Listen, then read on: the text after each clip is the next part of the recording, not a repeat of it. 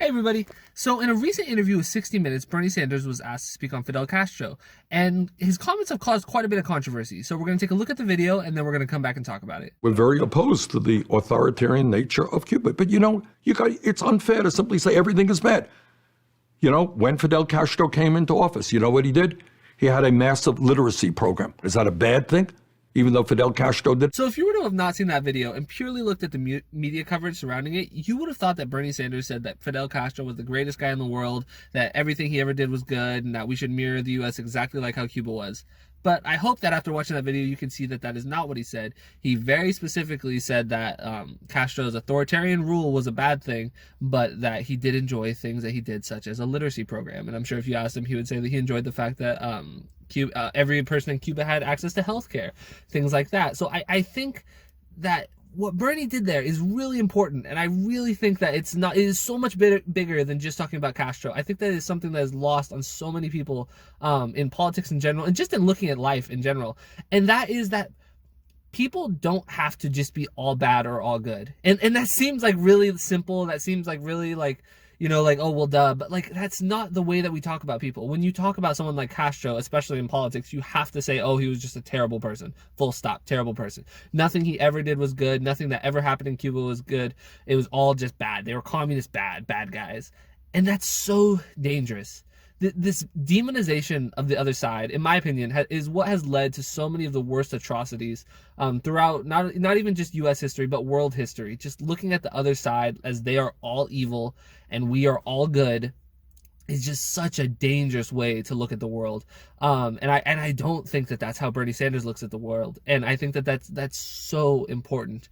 And what I'm about to show you guys, it's a little bit of a longer video. It's about 2 minutes, but it's Bernie Sanders going a little bit deeper into his comments on Castro, and then also kind of talking about the broader U.S. foreign policy. So let's take a look at that really fast, and then we'll come back and talk about it. If you look over Castro's long life, he overthrew a terrible dictator, supported by the United States of America, Batista. Some very positive changes came about. We could argue till the cows come home to what degree American interference, created the kind of society that exists in Cuba today. So that you could say there's some positive things in Cuba, some very negative things. 50 years after the revolution, people still can't dissent with freedom. The economy is terrible.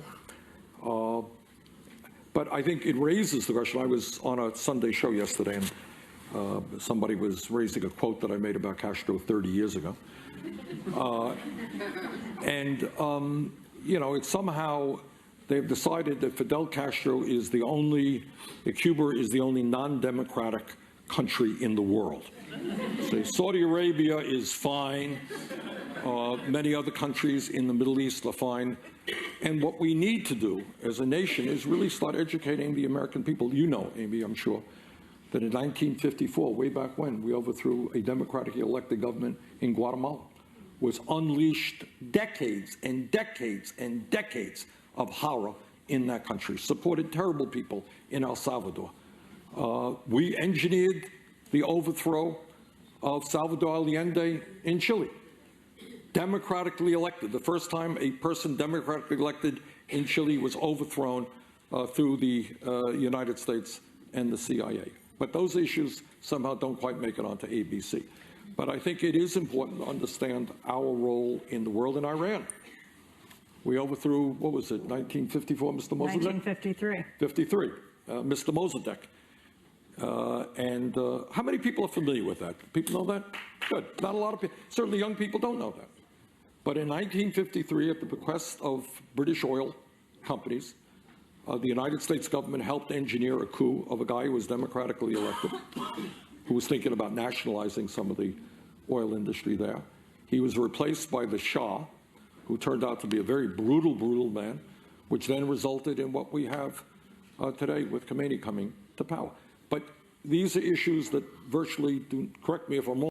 What I think is most interesting about that video, well, there's actually a lot of interesting things about it, but one interesting thing about the video is that it highlights what I think is politically one of Bernie Sanders' greatest weaknesses, but is also probably one of the things that I love about him the most, if not the thing that I love about him the most.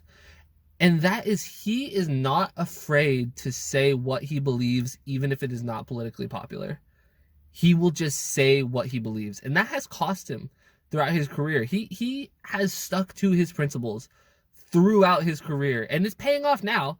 It is paying off now. The fact that he has, been for, civil rights, gay rights, all these things throughout his career, people are looking back and being like, wow, this guy was for that in the 60s, in the 70s. He was talking about gay rights. He was talking about, Martin Luther King Jr. He did all that.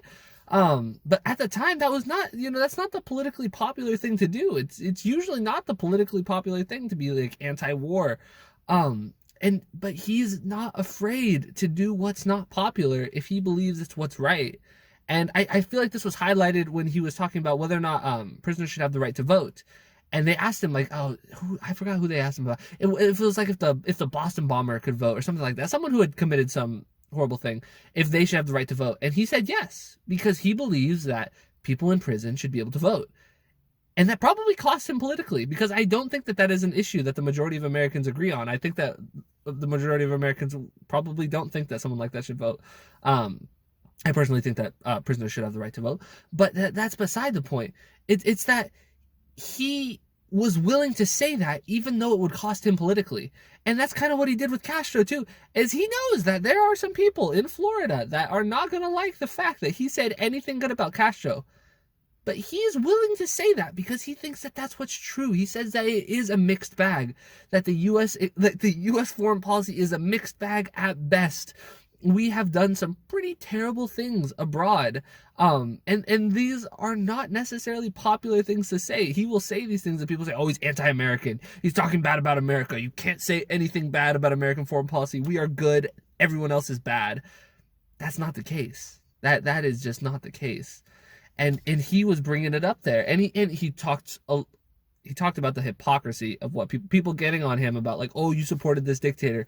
When the U.S. gives tons of money to Saudi Arabia, the U.S. backs the majority of the world's dictatorships. That is true. You can look that up. The United States backs the majority of the world's dictatorships. And people will have the nerve to say that Bernie Sanders is supporting of some sort of authoritarian rule. And this is an angle that nobody's really talking about. Bernie Sanders was the only Democratic candidate to say that he is in favor of the person who gets the most delegates being the nominee. Who gets the most, because if you don't get a majority, then it could go to a brokered convention, and then super delegates, which are basically just party elites, can decide who gets the nomination. Bernie Sanders was the only candidate who was against that happening.